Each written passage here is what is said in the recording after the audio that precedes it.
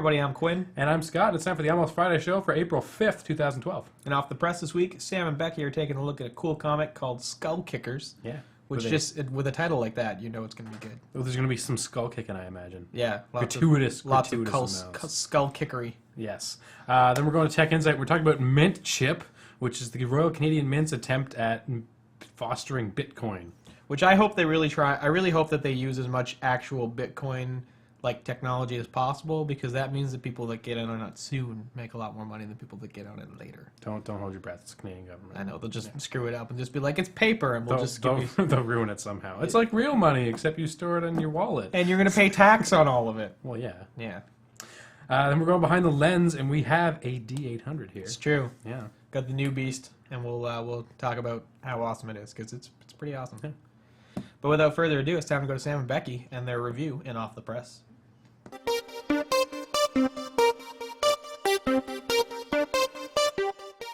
Hey everyone, and welcome to Off the Press. This week on our comic review, we have Skull Kickers. So good. So good. It's pretty. It's very pretty. It's very pretty. I can't read the front of this book. Who's So the creative team behind this is Jim Zub and Chris Stevens, but there's like a whole huge image team in on this, so I can't possibly list all the names. It's like a paragraph of people who all sweated and bled to put together this gorgeous thing. It's so nice. It's so nice. So basically, Skull Kickers is a story of two mercenaries, a wee man and a big bald man. And they're hilarious action. It's true. Stories. If you look at the back, it says fantasy action comedy for teen readers 13 and up. What I've recently concluded is that the younger the intended audience, the more likely I am to enjoy a comic book. It's true. And this has just continued to prove me right. So the artwork itself is incredibly pretty. We got a couple pages for you here. Ooh, the first page. Pretty fancy. I like the artwork because it's got that fantasy comic book feel, but the level of detail and cross-hatching and standard stuff associated with comics is pulled right back, and it's just really nice to look at. It's very nice to look at. This type of art will probably translate really, really well into a cartoon series, which is what I really like about this. Yes, it would be fantastic. And overall, I read the whole thing in one sitting, and it's the little things, because it is really funny, and I'm enjoying the characters, and overall it's just a really fun story, but there's little nuances associated with this that really get to me. The funny, action bubbles, or the words. Imminent violence and stuff, just as where your sound effects would be, little funny things, background crowd lines, little stuff. Things you don't have to do, but they did. Yeah, things you don't have to do in a fantasy action comic, but because it's a comedy, this works really, really well. It's kind of like old-timey buddy cop movie. Yeah. So it's like buddy cop set in medieval fantasy land. Yeah, with dwarves and fairies and one gun. And demons. Lots of demons. In the first volume. And so I did read it all in one go, but if you picked it up in single issues, the breakdown is really good. It's not really cliffhangery, I guess. The acts are really well broken up in this. And so I can't recommend this book enough. It's $35 if you want to pick it up, which as an initial dump might seem a little bit pricey, but it's just so gorgeous. The cover is super thick. And there's added bonus material in the back. There's a lot of bonus material. A lot of bonus material. This is essentially the first two volumes, which are, about yay thick each. Pretty good. And then there is about that much in bonus materials. At the end. I believe when these came out in single issues, they had backup stories by guest artists. Yeah, Tavern Tales is a thing that they kind of did in between major arcs in the story. There's also a recipe in the back. There's a cookbook in the Skull back. Cooking. Yeah. There's something for everyone. I could show this comic to my mom. And the recipe looks super easy. And delicious. No and problem. delicious. Make it. Oh, yeah. We'll get back to you. We'll make it and let you know if it was any good. Totally make it. Overall? Man, I'm just going to go right out there. Man, 9.5 skulls out of 10. Because an A+. Super good. You already bought it. This is Sam's copy. I'm going to go out and buy it. 9.5 kick skulls? Yes. Yes. Okay. Totally. Totally. And that's another That's another edition of our Image Comics review of the week. Yeah. We are continuing the trend of reviewing Image Comics. Well, if DC would release some trades, maybe we'd do something else. So true. Speaking of Image Comics, Saga issue 2 and I believe Manhattan Projects issue 2 both come out next week. Yes. So it's super exciting. Give it to me. Right now, So immediately. All right, so moving on to something that you also want, but is coming out a little bit later than next week.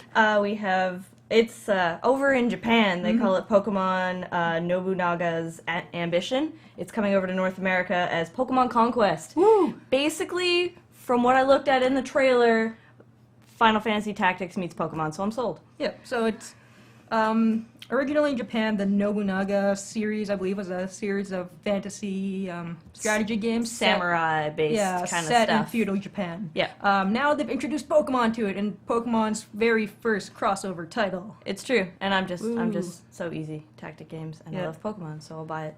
The nice thing about the trailer is that it shows gameplay. Oh my, yes. I need all the trailers need to have gameplay. Just show me what I'm going to be playing, and I'll be way more likely to buy Actually, it. they've released 2 trailers. They've released the first intro. I don't even know if it's a trailer or if it's the actual intro that plays when you open up the game. But it's cute looking. It's really cute. And then they've released gameplay footage. Oh my god. So I'm definitely going to pick that up, and that is coming out in Sometime June 18th. Yeah. Fairly soon for the DS. so it'll tide me over until the sequel Yes. for Pokemon Black and White comes out. in the fall. So you don't even need a 3DS to play this. Sweet. And so our final off the press announcement this week, Scott Pilgrim. In color! Beautiful Aw. color. An oversized hardcover. True. Uh, Maybe like 6x9. Yeah, and so Brian Lee O'Malley is teaming up with some new colorists, and they're gonna just go over it. They're overall, they've said for the first couple of books, gonna follow where it basically the closer it follows to the movie, the closer they're gonna be in keeping with the color schemes they chose for the movie. And then after that, it'll kind of transcend off into its own thing as the story gets a little bit more different, Yeah. which is pretty great. First volume is supposed to come out in August. Second in October. Just in time for my birthday. Just in time for our birthday, guys. And then the following issues will be coming twice a year. Yeah, so they're doing the kind thing of, Yes. staggering the releases so that we don't all go broke at once. So you don't have to spend like $100 in one go. You can spread it out over. Exactly, because I would over 3 totally years. drop all the money all at once. If you spread it out over 3 years, it's less painful. Exactly. So true. So fantastic. And new releases. Woohoo! It's a slow this week. Pretty slow week in the theaters. Not that much. Titanic 3D is coming out. The release date is totally on purpose. Yeah, it's coming out this week. Next week is the 100th anniversary of the sinking of the Titanic. Classy, guys. Ha! I see what you did there. You can't possibly say too soon because it was forever ago, It was but 100 years ago. still, a bunch of people died. I guess. You know, whatevs. Whatever. It makes you happy. 3D boats. Yes. 3D icebergs. I always want to see the guy falling off the ship in 3D. That's like the only part worth watching. It was a movie. pleasure to have played with you fellows. Indeed. And we also have American Reunion. Which is only relevant because all of the original cast is coming back, so it could actually be fun. Hopefully. Hopefully. I know Quinn's really looking forward to this. I like And- Allison Hannigan, so. And I watched American Pie, at the age when it would have been funny to me, so I'll probably end up seeing this one. Woo! Eugene Levy! He is pretty hilarious, and That's I true. think he's been in all the awful sequels. On DVD Blu-ray, Warhorse. Sarah Jessica Parker. We can make the joke. We've made this joke before. And we'll make it again. Yep. There's also We Bought a Zoo, Which is not as awesome as the unofficial, unfortunately, Twitter account for it. unofficial or official? I don't really know. The Twitter account. the It'd be hilarious nice one. if it was official. Props to their marketing guys if it Yeah. was official. And also Torchwood Miracle Day. I guess that's out. Yeah, I guess. Oh Yeah. well. That's unfortunate. If you really need some more, If you really need to complete your Doctor Who collection, I guess. guess. Ugh. Ugh. Games. Oh, something way more awesome than Torchwood. Devil May Cry. The first 3 games remade in HD on PS3 and 360. And Connect Star Wars for the 360. You either love it or you hate it. There is no middle ground, I apparently. bet your kids would really like it. I've watched it. We have it set up in the store. Yeah. It's pretty cool. Okay. There's the only thing moderately disturbing is the dancing thing, because you can dance as Han Solo, and it's like, oh, Han, why? But you can also have the Jabba the Hutt slave Leia dancers. All right. That's gonna make for some That's a plus. interesting. That's gonna make for some interesting YouTube edits. Oh my, yes. And speaking Drunken of family gatherings. Oh, God. Oh, yes, pod racing would be hilarious at a drunken family gathering. Oh dear. That's what the Kinect was made for. Exact. Yeah. Pretty much. Yeah. Everyone And getting- speaking of Kinect and Star Wars, the Star Wars Special Edition Kinect Xbox bundle, which you we're know. gonna classify under thing for you to just throw If your you money have at. $450, this is a console for you because it looks like R2D2. When you press it, it makes little R2D2 sounds. Clicks and whistles, guys. Clicks and whistles. Oh my god. Ah, no wonder they keep re-releasing Star Wars. Oh boy. We just throw our money at it. Yep. And on that depressing note, that's the end of Off the Press this week. See ya.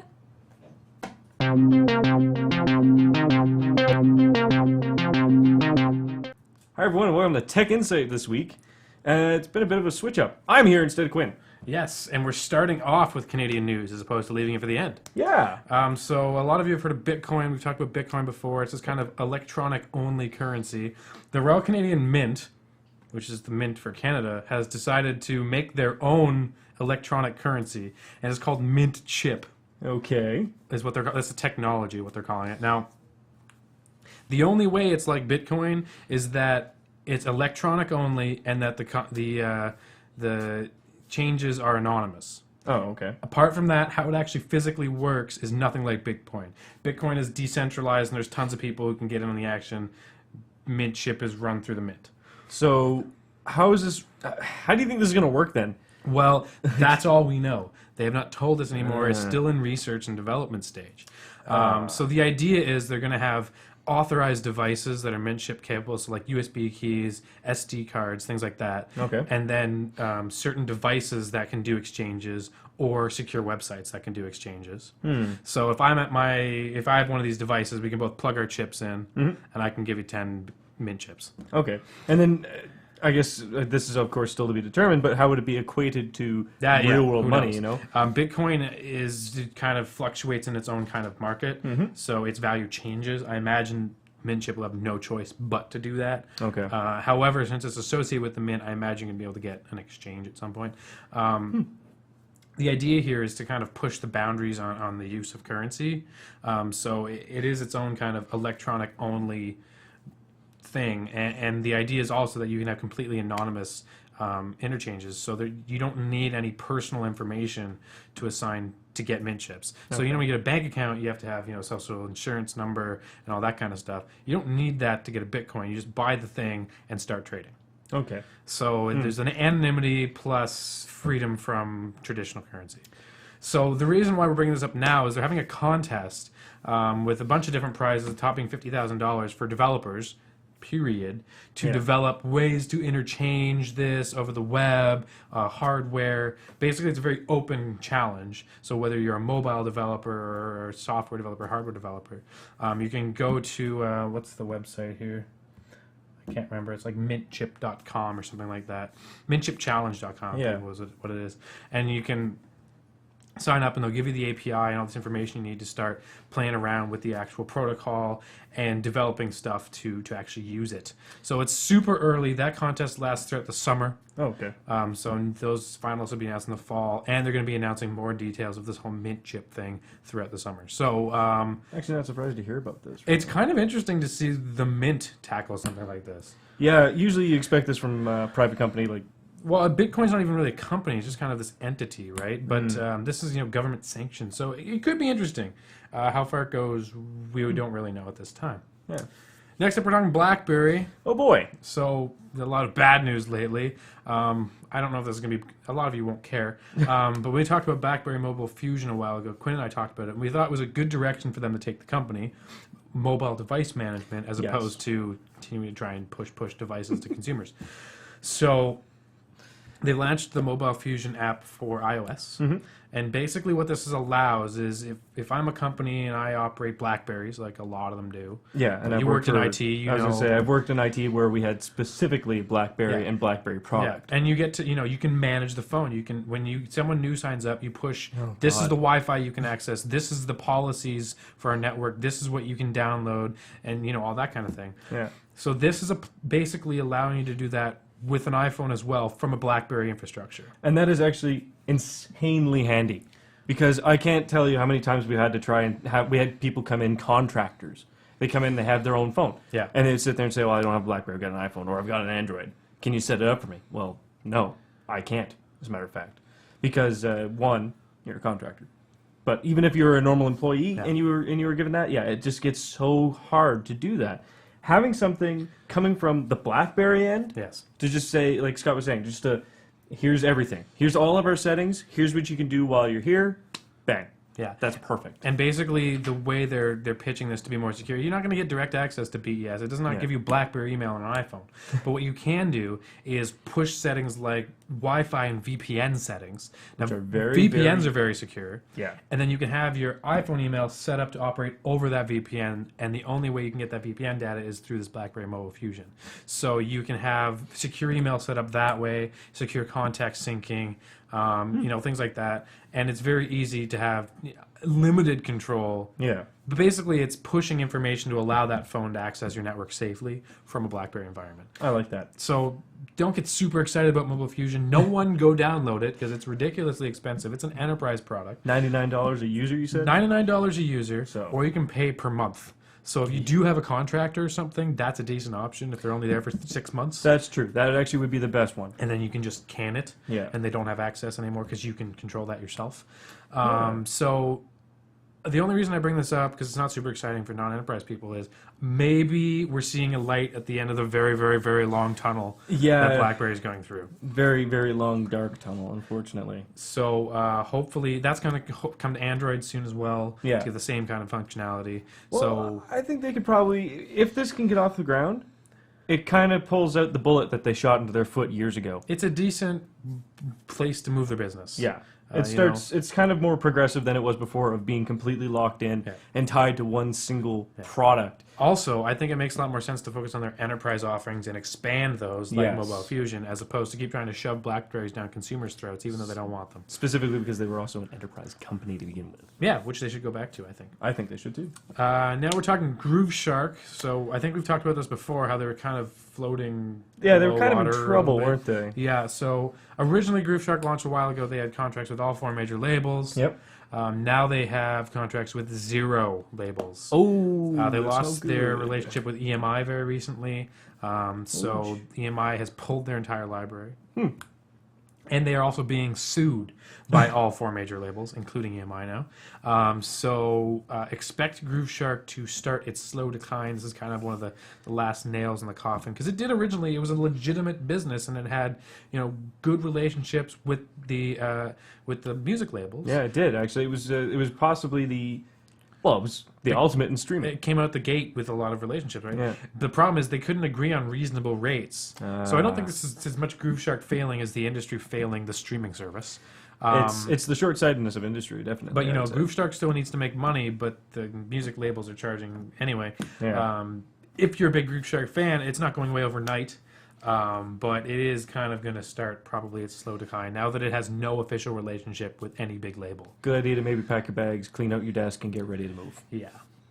Last but not least, something near and dear to our hearts Yeah, virus, a biggin. for the Mac. Yeah. So no longer is your Mac virus free. No longer is your Mac botnet free. We're talking about a botnet. It's called the flashback virus. Oh, good. 550,000 Macs that's what this Russian site has leashed into its botnet. Now, Excellent. botnets, if you're not familiar, they can now, all of those 550,000 Macs are now at their disposal when they're on to do whatever they want. So they can ship out, money laundering things and all that. They can use them as proxies. They can do whatever you want with They it. can start sending spam from weird accounts from Yeah. your IP address, things Send like more, that. send more viruses. Yeah, so Like it's amazing what you can do with and that. there's Actually, been massive botnets on the PC side for so long, and Microsoft has been, the botnet comes out, Microsoft patches it. Botnet comes out, Microsoft patches it. Now they've kind of gone after the Mac, and it took Apple 3 weeks to patch it. and you know what? Long time coming. The Mac hasn't been virus free since I think 2009. Quite a while, yeah. And the only thing is, though, they've never really been anything big. They've been pretty quibbly things. Yeah. This is actually huge. Quite widespread, yeah. Like, this is not just because of its widespread nature, but because now someone has figured out how to actually find that little chink in Apple's armor. Well, the thing is, this is one of the first botnets of any significant size I've heard about on the Mac side. It is, actually, and that's Yeah. why it's kind of scary. So, what's going on? So, if you're worried about it, oh crap, I have a Mac. It basically hit a lot in the US. Yes. A little bit in Canada, a little bit in the UK, and a little bit in Australia. So, if you're worried about your Mac, just run a systems update. Yeah. Apple did patch it, although it took them a while between it hitting and then patching it. But if you were on the botnet and you patch, you'll be fine. So And if you're one of those people who says, oh, I don't want to patch because of whatever, do it anyway, because if you don't, you're still vulnerable, and you could still be roped in. absolutely. So, coming from an IT professional, if this sort of thing gets leashed out, do it, because you have to yeah. So if you're for on your if- safety. if you're online, just run a systems update, and you're good to go. I'm actually really surprised that this thing made it as far as it did. Yeah, it's kind of interesting. It hit mainstream news sites. Yeah. Our article linked is off ctvnews.ca, which is we never link to them. We're usually boing boing and Gadget and all that kind of stuff. So Yeah, people are usually up on the tech. I guess it's a big story when 500,000 Macs get hit. Yep. So please run system update if you're running a Mac so that you don't succumb to the flashback virus. There you go. And that's it from Tech Insight this week.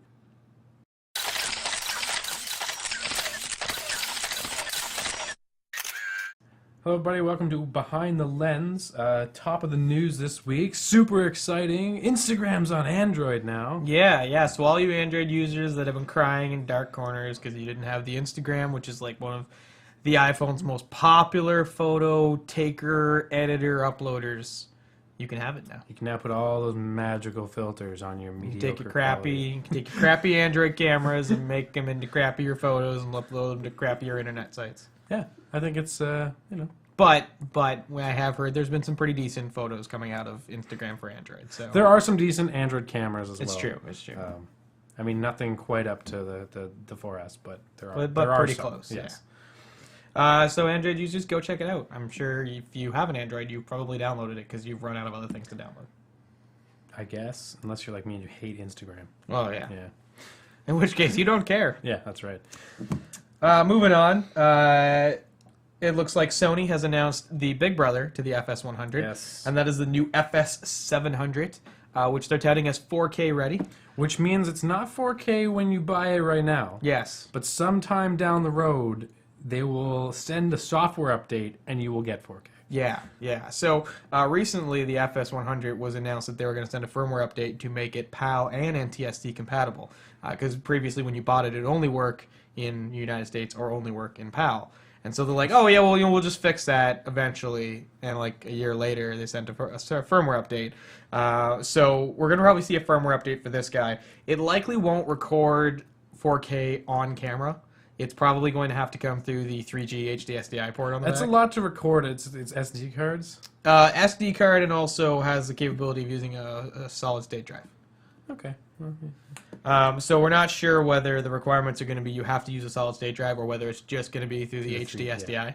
But 4K is coming. However, there's a lot of cool stuff going on with the camera Absolutely. at the beginning. First off, they have built-in ND filters now, which was one of the things that people complained the most about on the original FS100 was having to still use graduated or your sort of mounting filter scenario. So now there's a 4-stop ND filter built into it, and it's doing high-speed filming at full 1080. So it will do 120 and 240 frames per second at full 1080, as well as up to 960 frames per second at a reduced resolution. 240 at 1080 is pretty fantastic. It is. You can see a water balloon bursting and things like that. So that's pretty sweet. They've moved around some of the buttons. They've made the XLR ports in better locations. They've redesigned the top handle so it's better, I guess. And it's shipping out of the box capable to be NTSC or PAL. So you'll be able to. That just to makes get it. sense. Yeah. Yeah. There isn't as of right now, I don't believe there's an official price, but the assumed price is around $8,000, which makes sense because the FS100 is around $6,000. They're similar cameras, except this will capably do more, and Sony might still charge you for that firmware upgrade because with their big F3, they charged you $4,000 to get 444 out. Versus 422 out. Well, and I mean, 4K is a pretty big upgrade as well, so I could see that's kind of reasonable. Yeah, they might charge you like $1,000 for the firmware, but which I mean, you don't necessarily want No. if you're not going to do a lot of 4K content. if you want to shoot high def and you just want to have the ability to shoot at fast Yeah. frames per second, then this is still a good option. That built-in ND filter is awesome. And 8Ks, if that's what it ends up being, is pretty reasonable for what you're getting, I think. Yeah, I mean, when you consider that you had to spend $10,000 to get broadcast-ready cameras even just 5 years ago, Yeah. it's a pretty good price point. Yeah, absolutely. Panasonic also announced a new camera this week. They brought out the replacement to the GF3. They've brought out the GF5. It's pretty much identical to the GF3. It's using a 12 megapixel sensor like the GF3 was. However, Panasonic says that this is a new updated sensor, which hopefully means better low light capability, because that was one of the things holding back their 12 megapixel sensors. But it does mean they're making the conscious decision to stay at 12 megapixels. Yes, which I think is a good choice for the entry-level camera, which this is really targeted for. The other thing that I'm really happy to see is Panasonic has always lagged behind in their screen resolution. All of their cameras, even their flagship GH2, has been 460,000 dots at best, which is half the resolution that pretty much any Rebel or Nikon camera has these days. The GF5 now has a 912,000 dot screen, which brings it on par with the rest of the world, which, you know, I think is good, because that hopefully means that the new cameras, a GH3, which we're excited for, will have that higher resolution screen. I hope so, yeah, for sure. Yeah, and they've also redesigned the interface on the back to make it simpler and easier to use for new photographers, which is really what they're targeting. This is designed for the amateur photographer that wants a bit more than what a point and shoot has. Yeah, which comes out by the lens they're selling it with. Yeah, so you get it with the Power Zoom 14 to 42 lens, which is normally a $500 lens on its own, but you can get it with the camera for $750, which is a pretty good price point. That's good. I'd expect the camera's probably going to go for around $550, $600 with the non-Power Zoom lens. So it's pretty well priced for a pretty well-spec'd camera, 1080p, all that other fun stuff. But new high-resolution screen and hopefully better low-light performing 12 megapixel sensor, which are both big pluses in my opinion. So if you've been holding out to buy an entry-level micro 4/3 mirrorless camera, this is a good one to wait for. Probably see it in the next couple of months. Panasonic's usually slow to roll stuff out. And moving on to our review this week, Peter, who lent us the Fuji X Pro 1 that we talked about last week, apparently has way too much money and also has a D800 that he's been kind enough to lend to us as well. So we thank him again for always being generous and letting us play with his brand new toys and reviewing them. So we have the brand new D800, and I want to start this off by talking about DxO. DxO is a website that measures sensors for dynamic range, low light capability, and color reproduction, and basically scales them all against each other. And typically what has always taken the top charts are medium format digital backs. Now, medium format digital backs are insanely expensive. They go for anywhere from 10 grand up to 80 grand. Yeah. They're super high megapixels. They're usually not very good in low light, but they have really great dynamic range and really good color reproduction. So they're usually top of the charts. Well, the D800 beat everybody. So it came out this year and decided to be #1 on the charts because it also had amazing low light performance. So although this guy has an impressive 36 megapixels, it also still manages to have very clean images up to ISO 6400 and can go up to ridiculous 125,000. It sees more than the human eye can see. We were testing it out in dark corners, and we were looking at stuff that we couldn't read the words on, and we could take the picture and zoom into the picture and read the words with the photos, which says a lot. In comparison to the 700, which is the previous model of this guy, it's actually a little bit smaller. They've trimmed down the actual grip and they've rounded the camera a little bit more. I find it's more comfortable to hold than the previous generation was. And otherwise, the buttons are very similar. Not a lot of that has changed. You've still got the nice big full-frame viewfinder. It does have a dedicated record button on the top now for videos, since the D700 had no video. This is Nikon's first. Actually, no, that's not true. It's not Nikon's first full frame with video, but it's their first camera that really has an emphasis on video. It's got mic input on the side with adjustable mic levels. It's also got headphone monitoring like the 5D Mark III. But what it has that's sort of one step better than the 5D Mark III is it has uncompressed HDMI out. So you can plug this guy into recorders, into monitors, and get full screen 1080 video. Now, it's not without Nikon quirks. You can't get uncompressed HDMI out if you have memory cards in the camera. I guess that's not a huge deal. It just seems kind of weird that you can't have a memory card in it and record to an Atmos Ninja or something like that. I don't know. It's kind of crazy. Overall, image quality is very high. Very good clarity and sharpness to the images. 36 megapixels is ridiculous. It's 7,300 pixels by 4,900 pixels, which is just... Insane. Those are insane numbers. Yes. I mean, I know it's not like, 60 or 80 megapixels like the Hasselblad, but that's just not even... Those aren't even cameras anymore. They're just giant pixel machines. I don't know. But you're looking at about 3,500 for this camera, or 3,200 for this camera, or maybe $3,000, somewhere around there. Because they make two models. They make the D800 and the D800E, which they take one of the anti-aliasing filters off to make it sharper. So it's like the studio/landscape camera. That's not this guy. This guy has that anti-aliasing filter in there, which means that you don't get crazy moire on people's shirts and bricks don't freak out at you when you shoot video. So overall, it's actually a really impressive camera. It's well built. It's weather sealed. You can get the grip for it. It uses CF cards as well as SD cards. Very good low light capability. I mean, what did you think of the handling of it? I mean, it's a big camera. It's a big camera. I don't shoot with big cameras. Which is ironic because you have big hands. It is a little bit, yeah. I thought it was fine. Yeah, it wasn't lacking in anything physically, I don't think. Yeah. It's got all your standard amenities. You've got your flash sync ports and all that kind of stuff. It can work with GPS and all that kind of fun jazz. If you haven't bought a full frame camera yet and you were thinking of buying one, really fantastic choice. If you have a D700 and you don't care about video, it's not worth upgrading to this guy. Unless you absolutely need 36 megapixels, and then I would really like you to rethink your purpose in life. However, if you need 36 megapixels, you can go to this guy.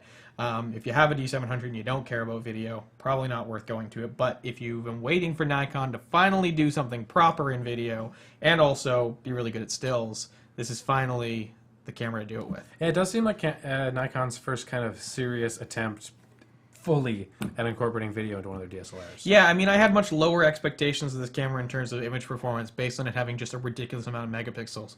But when the low light specs came out and, we tried it, it ended up being much better than I expected at high ISOs, considering the pixel count on it. So, I mean, I think it's a grand slam for Nikon. I know they've been selling well. And there's been issues in Europe where, because everyone wants them, they just kind of subtly keep raising the price, which is douchey. But, they're like, well, it was $3,000 yesterday, but we have like 2,000 more people that want to order. We're going to make it $3,500 today. So if you're in Europe, order it soon, because it probably is going to hit like $6,000 at some point in time when people don't want to buy it anymore. We've gone too high. All right.